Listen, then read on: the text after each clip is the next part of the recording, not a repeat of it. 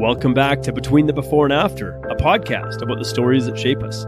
I'm your host, Coach John McLernan, and each episode I bring you an inspiring guest with a moving story that shines a light on the power of the human spirit. I'm excited to share this story with you, so let's dive in. What would it be like to watch the woman that you love go through terminal illness all the way until her passing, and then try to rebuild your life after that?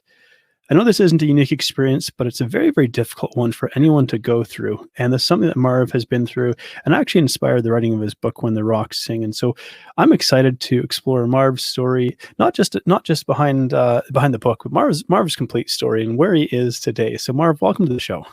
Thank you for having me, John. Yeah, it's truly a pleasure. Before we dive into your story, I always like to give people a quick idea of what you're up to these days and kind of where you're at presently. Well, I live in Gunnison, Colorado, out in what we call the Western Slope, Nice. really out in the boonies, out in the hills in the Rocky Mountains in Western Colorado. Beautiful. I live right on the Gunnison River. I fish a lot, hike. I hunt when it's the right season. There's a beautiful little community here, we're surrounded by mountains and rivers and lakes, and it's just an awesome place to live. And where I am personally, I'm still an owner and of a small consulting company. This is our 25th year. Very cool. We work largely with public agencies, government agencies, to and this may sound like an oxymoron, but help them focus on their customer in everything they do. Very, very cool. And it sounds like you live in just, a place where a lot of people would envy. Just access to beautiful nature. You get, connection to the land, and of course, by power of the internet, you get to also do what you love with the company that you have. Right. Yes. Yeah. And Life so, is good. yeah, oh man, it sure is. And so, is Colorado home for you? Were you born and raised there, or where did life start for you? I was born and raised and spent my first 50 years in Iowa in the Midwest. You're over 50. Yes, by a good shot.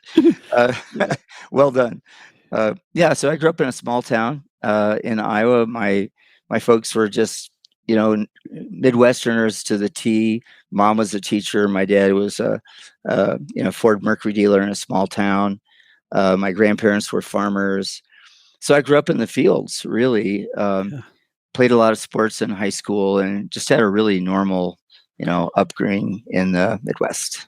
That's fantastic. And when you were maybe growing up and sort of going through high school and whatnot, did you have an idea of how your life was going to unfold? Did you have a picture in your mind? This is what I'd like to do with my life. I had no idea. I was interested in sports and cars and hunting and just what I was doing at the time.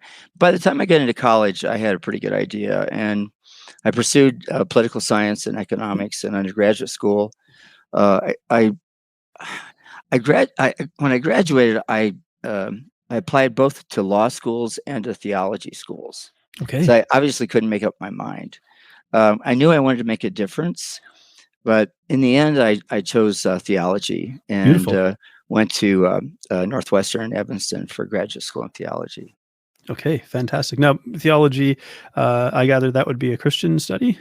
Yeah, it was sort of the left-leaning branch of the United Methodist Church. Okay. I guess churches have, pardon my ignorance, I mean, I'm a Christian, but did churches have leanings? What does left-leaning mean? Well, at that time, I was studying Black liberation theology and women's liberation theology at the time. It had the normal, historical look at at biblical texts and the history, of course, of the evolution of the church itself. And I studied world religions as much as I studied Christianity. So it was a great time. Yeah. Okay. And along the way, you would have met your wife, who features in the book that you've written here. Take us along a little journey here. How did that come about? Sure. Well, I was consulting actually with the city of Austin. Okay. And we needed an internal consultant lead, and they chose Marty. So we actually met through work, and that was really a lovely foundation for creating shared experiences for our future. Hmm. And the progression of our relationship was that we were first colleagues. We worked together. And as my business grew, I invited her to come out and start working with me a little bit and take some leave time from her job with the city of Austin. So she did that. And over the course of, a year or so, we became good friends. And after about a total of 2 years, we also became a couple. Hmm. And about 4 years in, we got married. Okay. Yeah. So when you say consulting, because it's a very I guess all encompassing kind of term. What sort of and you mentioned having a background in political science and economics, Right. which I mean, gosh, what a time to have a background in No that kidding. in today's day and age. And then pair that with theology. What an interesting combination. What sort of consulting were you doing? What were you helping like the city of Austin do, for example? Right. So the struggle that government has is to focus on its customers, right? And government has a strong tendency, like large organizations do, of being more concerned about itself than it is about their customer, right? Mhm, mhm. So the culture of government tends to lean inward instead of outward. And what that means is that their language and their beliefs and their behavior tend to favor what they do. If you ask them about their services, they'll tell you what they do rather than Mhm. talking about what the customer receives. Yeah. So our focus really is helping them identify and then measure customer experiences that they're trying to create to at least create some balance between their internal focus and their external focus. And Okay. we do things like right strategic planning, creating measurable strategic results. Operationally, we work with all of their operations. We actually take their budget apart and put it back together to fund results instead of just funding the organization. Right. So Yeah. that's a little bit of a sense of what we try to do. Right. Yeah. And I mean, when we think about government as a sort of a business entity, I mean, government is not responsible to shareholders or private owners to necessarily be profitable or efficient in what they do. And I think the hallmark of civil servants is uh, the idea that they work as say as little as possible to minimum necessary kind of idea. And I don't want to paint all government officials or employees with the same brush, but there, I of course I worked with the military for a number of years, as well as I worked for a few other local, municipal, and federal government organizations. So in Canada, but I imagine there's probably some crossover in I'm sort of sure. government type culture. And as an example, I recall in one organization, we would play crib at lunchtime, and oftentimes lunch would go 2.5 hours because we didn't want to do too much work unless we ran out of things to do, and then funding might get cut. So we had to appear to be busier than we are, and we'd play for chocolate almonds of all things. Like it was just, it was absurd when I thought about it. And I had this idea. I was like, man, if other people knew that this is how their tax dollars were being Right. spent to Right. fund their salary to play crib for chocolate almonds, they'd be awfully annoyed. I thought that was a little sort of snapshot of kind of the tendency for government to be kind of inefficient in what they do. Well, one aspect of that is, if you're in a room with a group of public servants and you ask them, do, do you often come in most days and believe that you can make a difference? Most of them will raise their hand and say yes. But what happens is that the culture and the processes, the work processes, even including employee performance measurement, begins to pull them back away from that and Mm. get them all involved in what the organization really wants rather than focusing on making a difference. And what we try to do is develop organizational cultures and management systems that help the organization to actually reflect what's in the heart of the people who work there. Yeah, yeah, really neat stuff. And so along the way, because you work with the city of Austin, you were Mhm. introduced to Marty. What struck you the first time that you met her and had to maybe interact with her? Well, if I'm being honest, I'll have to say she was the most beautiful woman I'd ever seen in my life. Mm. So that was there. So Yeah. there, there was an immediate attraction. but also because she really understood at a very deep level what it was that I was trying to do to help the city.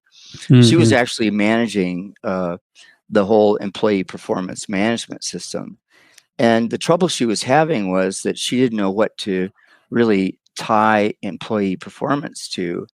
And the process that I bring helps tie individual performance to operational performance. And she just, in a very, very genius way, she understood it very quickly and expanded my own understanding of my own work.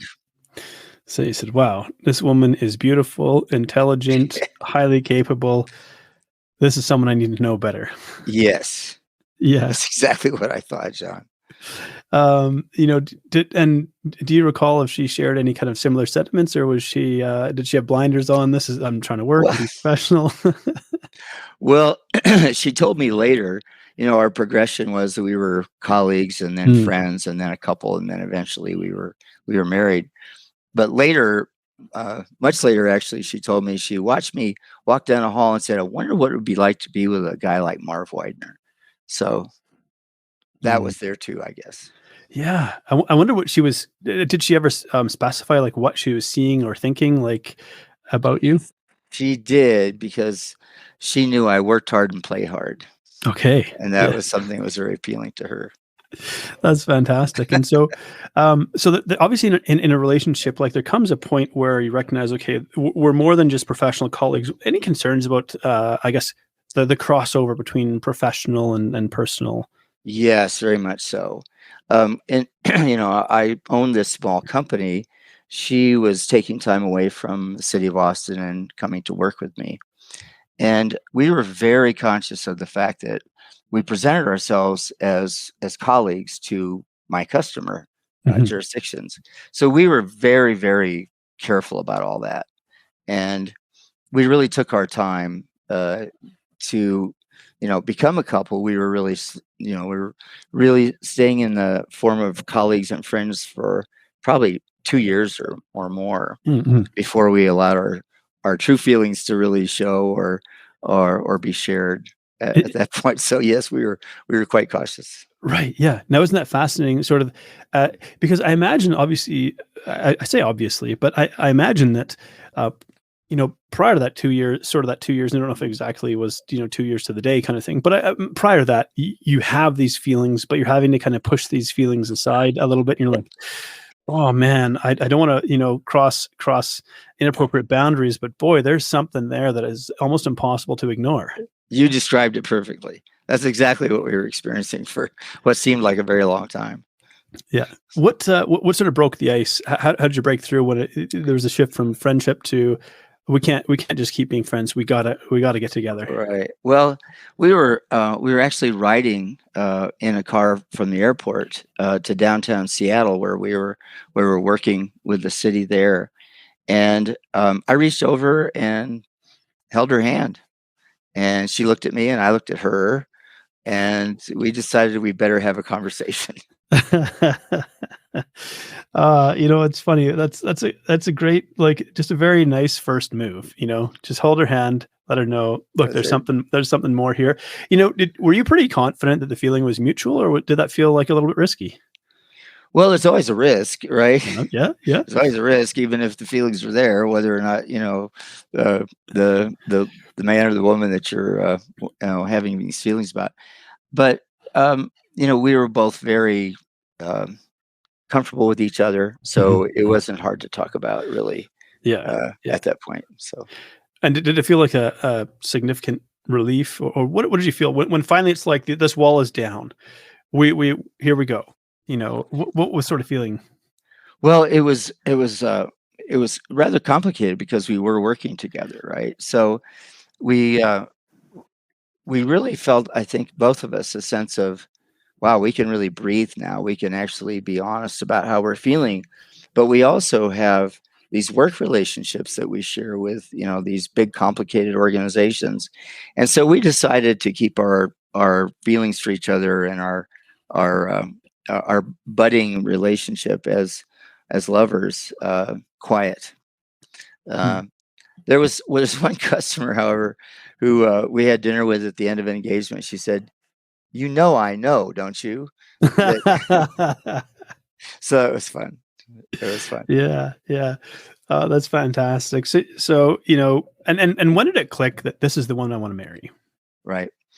Um, I think that we had gotten to know each other so well at that point that there was little doubt in either of our minds that we were the right one for each other. So that part was pretty easy. Yeah, yeah. And I understand that you got to enjoy 22 wonderful years married together. Undoubtedly, there's some ups and downs along the way. Sure. Yeah. Well, we were Barney's children were still, in grade school and junior high, so there was, raising children and being a step parent for all that period of time. So we used to say, we needed baggage handlers because we brought so much baggage into the relationship. But we stayed very close to each other and had lots of great supportive friends and family. So, looking back over the time that you spent together, married, it seems like today we live in a bit of a throwaway culture. Yeah, where people just aren't as willing to stick out difficult times in a relationship, and I have this sense that any relationship that's going to last has to be able to get through tough times. What would you share for anybody who maybe in their relationship is going through a tough time and says, man, I'd love to have a relationship I can describe as fondly as Marv talked about his marriage to Marty? The advice I would give is actually twofold. One is to share everything. Don't hold anything in. Don't allow, a hard thing to remain inside you and build resentment. Our commitment was to share everything and hold nothing back. So whatever feelings we were having, whatever thoughts or fears or concerns we were having, or, if we were going through some difficult times, we ran a business together, which is not always easy, right? Yeah. Not everybody can do that. So that was our commitment, was to commit to being completely open with each other. And later on, much later, when Marty got sick, that commitment really served us well. The other thing I'll share, and this, you have to kind of understand this a little bit, but the fellow who married us, who conducted the ceremony, was a longtime friend of mine. And his advice was, do whatever your spouse asks you to do, right? So that sounds a little bit, counter to our normal culture of, independence and, self-reliance and self-reliance, right? Thank you, sovereignty. Self-centeredness. Yeah. Well, there is that too. But what that really depends on is that that your spouse would never ask you to do something that wasn't good for both of you. And Marty and I lived by that. And it was, I think it was a core value of our marriage and our time together. And it was a big part of our bond. That's fantastic. And so at a certain point in time, Marty became sick. And how long ago did you were you aware that something was wrong? Well, it was in the spring of 2016 that we began to go to the doctor. She was experiencing, she'd have pain in her shoulder, she had pain in her ribs or her hips. And, the local doctor that we were seeing sort of didn't write it off, but just made an assumption it was probably arthritis or something like that. At that point, she was 64. And we became, pretty concerned about what was really happening. We went to another doctor who was a pain doctor in 3 hours from here over in Colorado Springs. And he became very concerned about what he was seeing. And that was in late September, John. And the diagnosis came back just like, the next day from an MRI that there were cancerous lesions in her brain. And then other subsequent MRIs that same day revealed that the cancer was in many places in her body. So by that time, at the time it was discovered, she was already in stage 4. What runs through your mind when you have something that confirmed this is where you're at? Well, the future that we had planned simply went away. It vanished. Mhm. And the past no longer really mattered. All we really had was that moment. And thereafter, all we really had was each day. We knew almost right away from the wonderful oncologists that we were working with in Colorado Springs that this would take her life. We Mhm. just didn't know how long or what she would choose to do at that point. We didn't know what would be asked of her, whether or not she would want to do, everything that they're, sorry, I'm bouncing my computer, Mm. whether or not there were things that we could do to lengthen her life, but we knew almost right away that it was going to take her life. And so Yeah. again, it just put us into the present moment. Mm. Uh, I know I'm repeating, but the future just simply vanished. Mm-mm. Yeah, I think about like every one of us, in a sense, lives with a life sentence that we are mortal. Yes.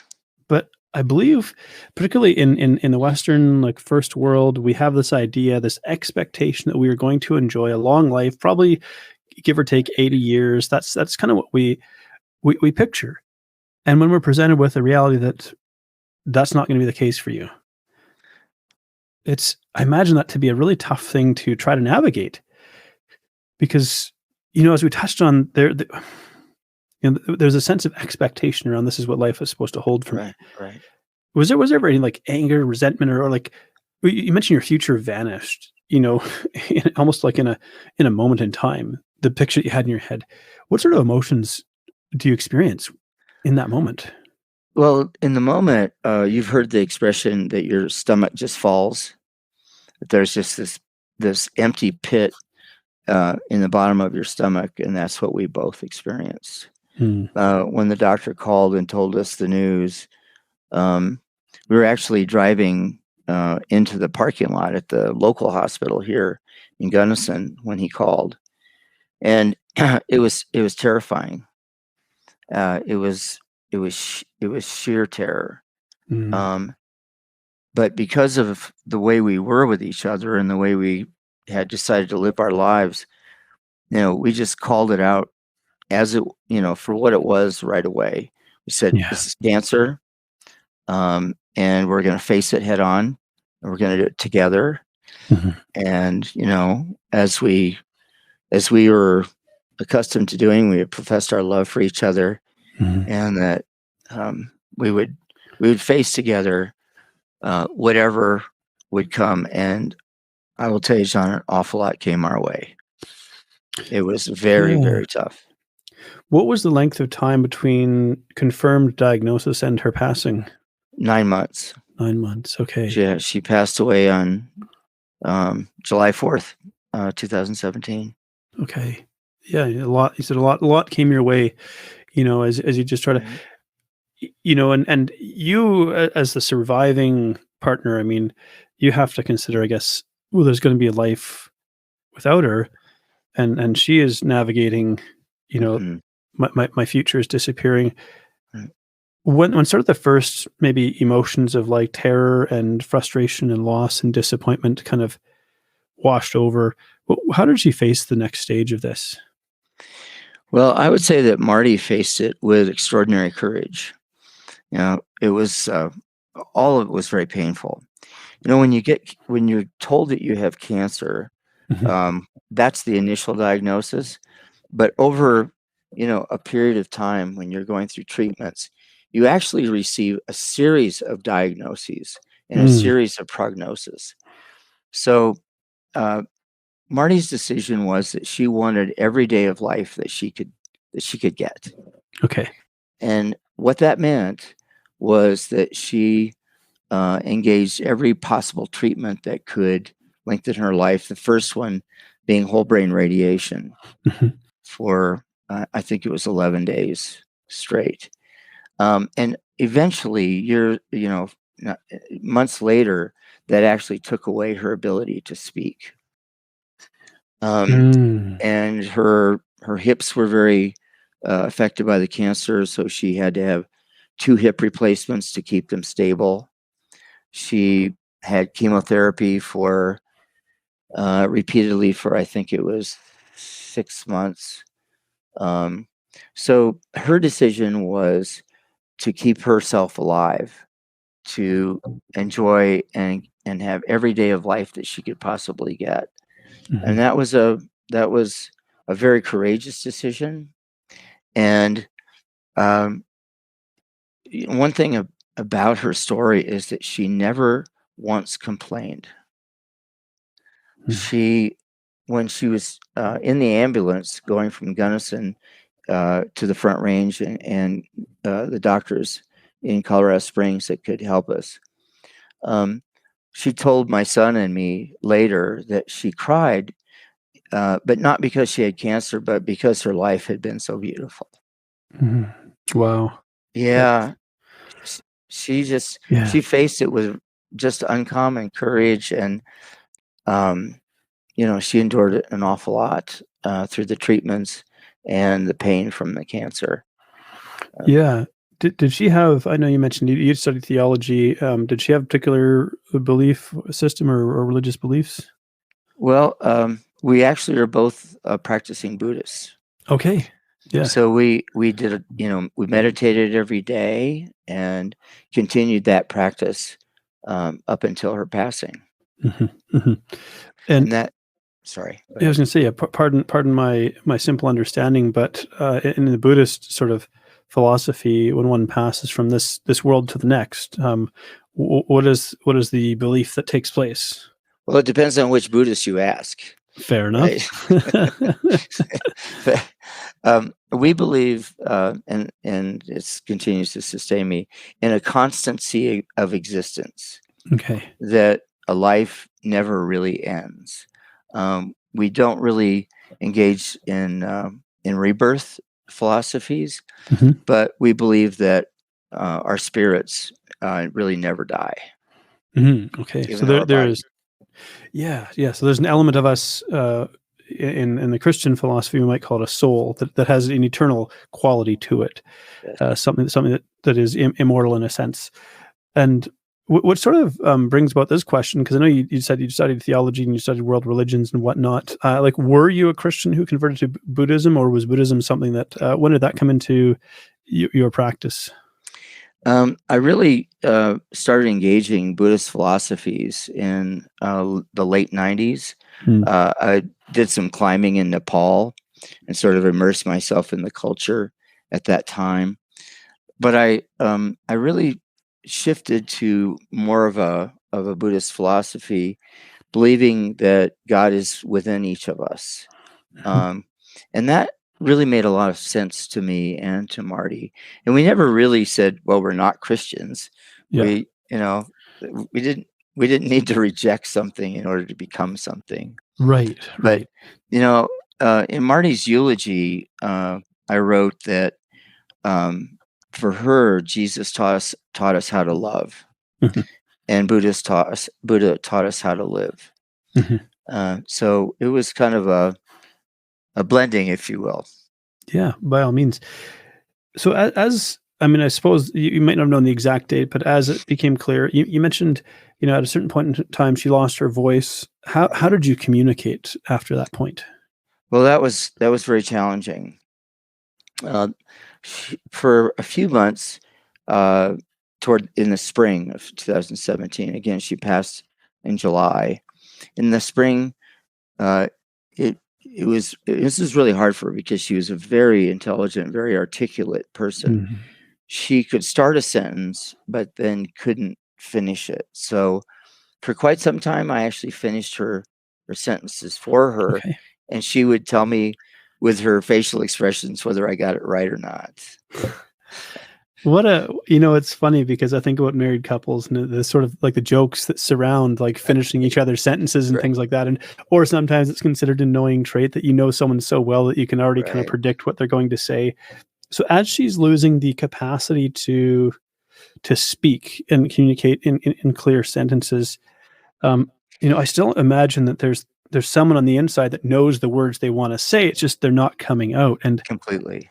right, that in itself, boy, I just imagine that feeling like being almost like trapped in a sense. And And she felt that.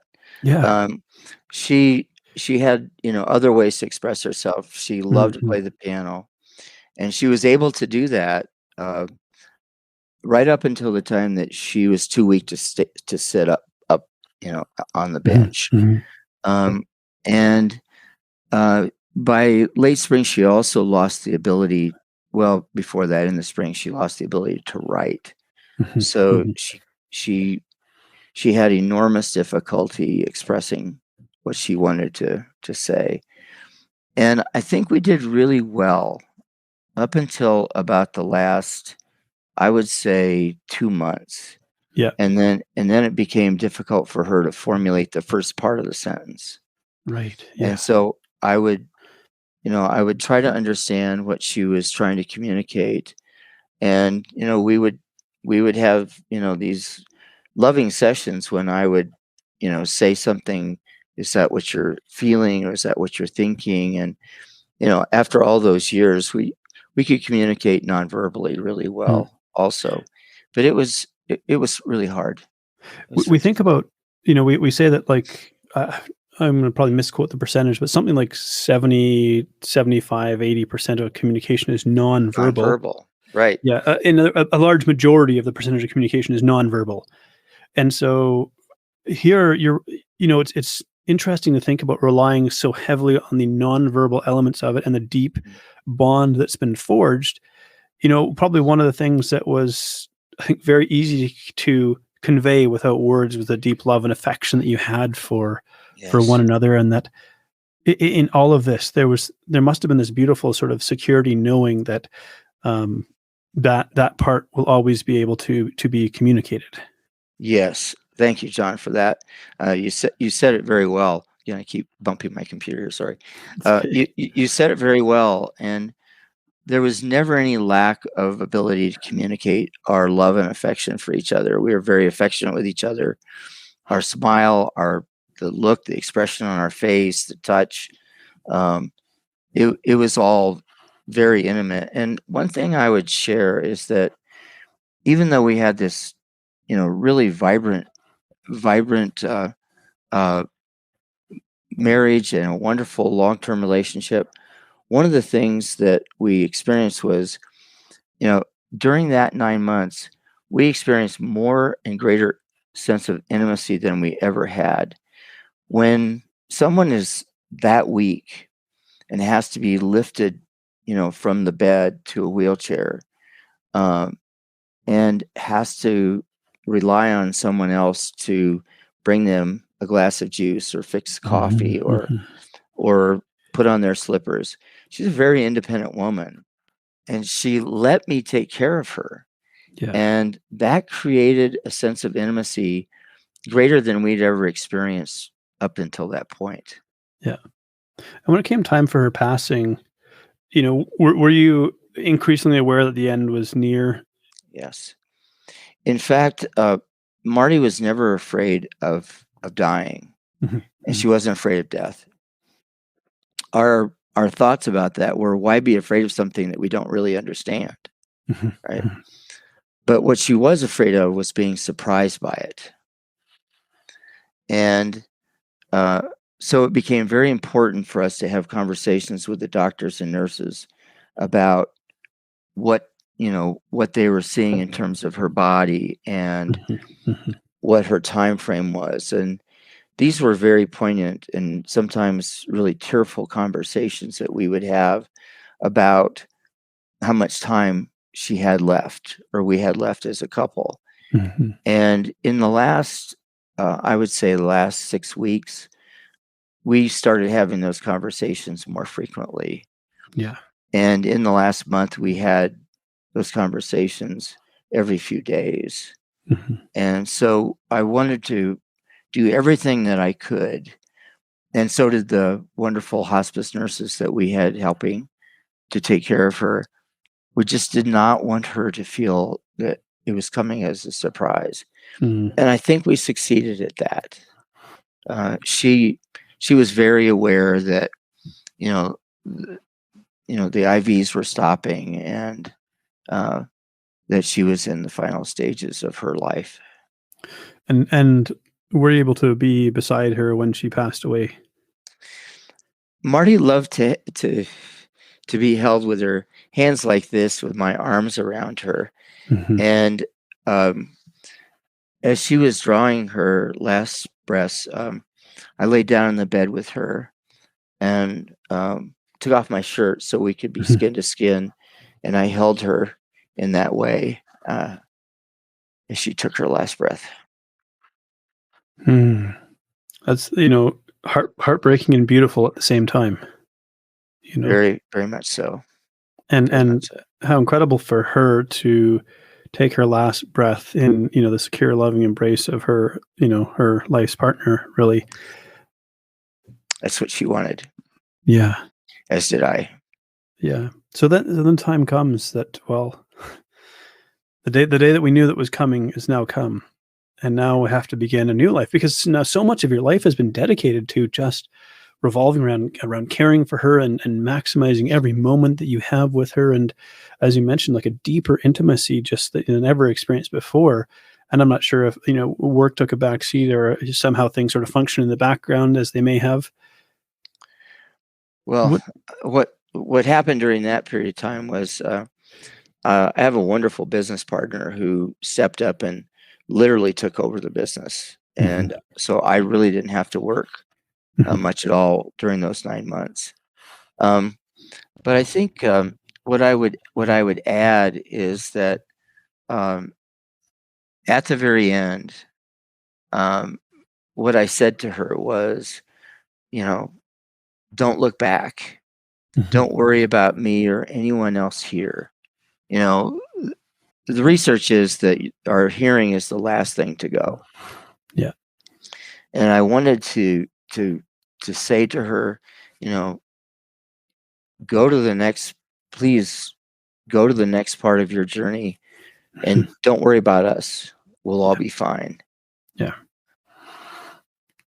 So I imagine that, of course, there's quite a profound sense of grief and loss. Yes. As you try to figure out, well, even though we knew this was coming, we made the most of all of this, the inevitable grief and sense of loss comes. And Yes. how do you navigate the first few days and weeks after her passing? Well, my grief was only sadness. It wasn't complicated by regrets or guilt or shame. One thing that was helpful, and it was just a profound sense of loss, and it literally felt like she was ripped from my body, from my cells. And I think there's a lot to that. Grief is a very powerful and painful process. It was physically very painful for me. But one of the things that I share in the book, and one of the things that I like to share, is that 2 years before this, Marty and I had a conversation about what we would want for each other if one of us died. And that made so much difference, because she wanted me to go on and, live my life out. And that continues today to be a loving message from her that, it heals my soul. Yeah. But the grief process was really intense, John. And you worked with a counselor side by side, and Okay. and ultimately co-authored the book When the Rocks Sing. And I have to say, I'm curious, what is the meaning behind the title? Well, part of my recovery was to try to get myself back into the world. Yeah. And there was about 4 months where basically all I did was walk and meditate and talk to friends and family. That's really all I was capable of doing. And I realized that I really needed to just force myself back out into the world, because, for me, grief was, it was a series of decisions. Do I want to allow my life to shrink, to become, just a sad guy, and, not continue to live, a bold, engaged life. And my decision was that I really wanted to continue. I really wanted to continue to grow and evolve myself and my life as Marty would have wished. And so I created a trip for myself to Australia and New Zealand, right? I didn't know anyone there, and I thought, well, if I put myself out there, I'm going to go someplace I've never been before and meet people I don't know and do things that I've never done before. Yeah. And it was a bit of a it was a bit of a cheat because I went to a place where everyone spoke English.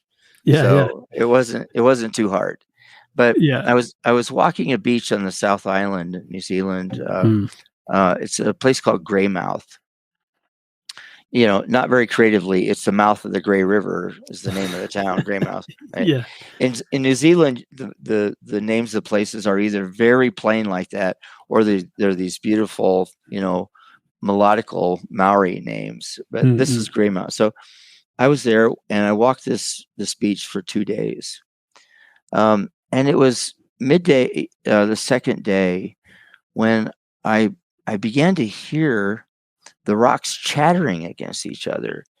And what happened is the rocks at that beach were basically pounded into disc shapes. And when a big wave would come in, and then as it came out, the rocks would chatter against each other. Right. Okay. Yeah. And it took almost 2 days for me. I'd been walking the beach for 2 days and hadn't heard that. So it was a moment when my heart was calm enough and my mind was still enough that I could hear that subtle sound of nature.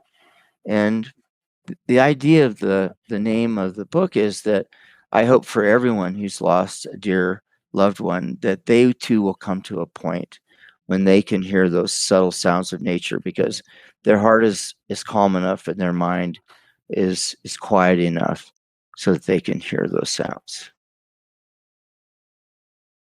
That's, I think it's a beautiful sentiment to express there. And so, in our pre-recording chat, you mentioned that you know that you have a girlfriend, and I think this is an element of grief and loss that a lot of people will struggle to navigate. And I think you mentioned you had the privilege of having this conversation with Marty prior to her passing.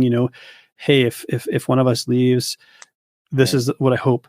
How do you come to the place? Because I mean, this is a complicated situation, because of course you have this person that you love so deeply, and you said you felt basically like a part, like something was being ripped out from the cells of your body. That sort of level of pain to, I'm going to commit to a relationship with somebody else, and someone else who may or may not know what that is like, but is willing to commit to me, even knowing that like there's still a deep love in my heart for the one I've lost.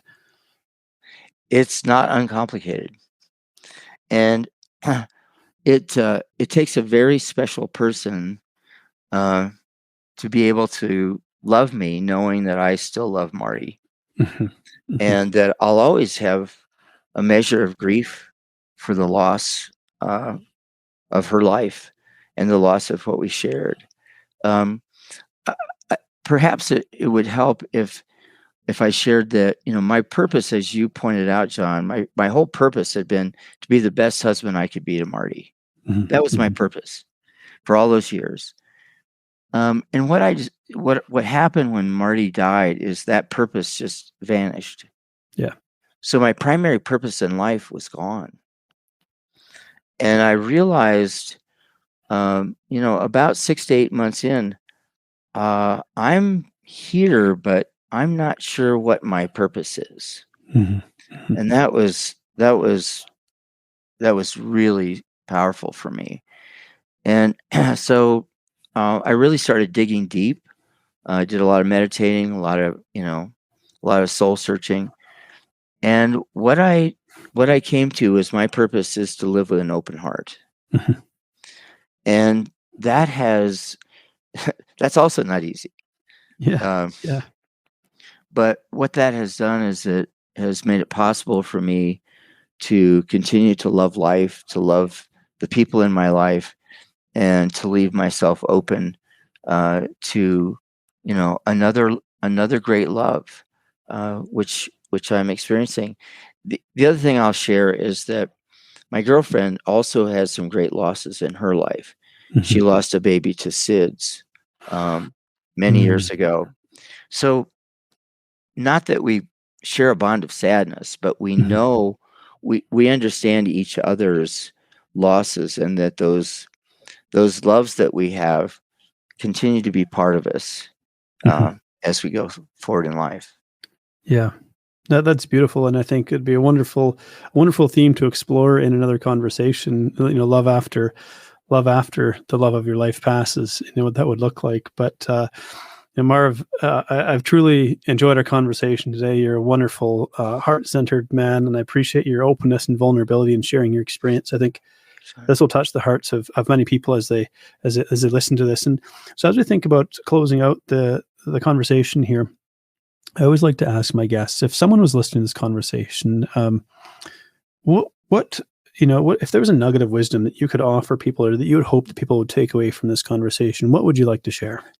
Well, if you've been through a big change in your life, whether that's the loss of a loved one, or the loss of some other opportunity like a job or something else, to take it seriously and engage the feelings that come along with it. And most importantly, believe in yourself, because what I have found is that all of us have a reservoir of resiliency within ourselves to face whatever life can hand to us, right?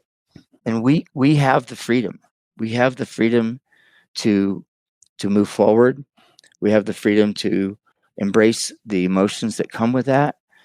And we have the freedom, and we can build the resiliency to fall in love with life again. I think that's such a beautiful and powerful message. I think this is maybe what stops people from truly experiencing grief, is perhaps the fear that they don't have the resiliency, the capacity to navigate the great depth of emotion they're going to feel as they go through this experience. But you're a shining example of what it's like to have the power to do that. It's not to suggest that it's easy, but it's to suggest that we do have the capacity for it. And we can't fully know it until we're in the moment, but when we're in the moment, we'll realize it. So That's right. Yeah, thank you for that beautiful message, Marvin. Thank you again so much for being on the show. I've truly enjoyed our conversation. Thank you, John. Thank you so much for tuning in to Between the Before and After. If you've enjoyed this episode, please subscribe and leave a review, because that helps this podcast to reach and inspire more people. I love exploring the stories that take place between the before and after, the powerful experiences that shape who we become, and I love human potential. I love the possibilities that lie within us. So whatever you may be up against, I hope these stories inspire you, because if you're still here, your story's not done yet, so keep moving forward.